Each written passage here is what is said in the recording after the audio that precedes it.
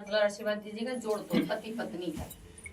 अब जैसे कि गेहूं कटवाई चालू बा और चालू है। हाँ, चालू होए वाली बा। होए वाली बा। भूसा हाँ। बाहरों लखत रहो। भूसा बिकाई झुलानी लैला बालम, भूसा बिकाई झुलानी लैला बालम, भूसा बिकी जाई है तो बैल का उखाई है, भूसा बिकी जाई है तो बैल का उखाई है, बैलौ बिकाई झुलानी लैला बालम, बैलौ बिकाई झुलानी लैला बालम।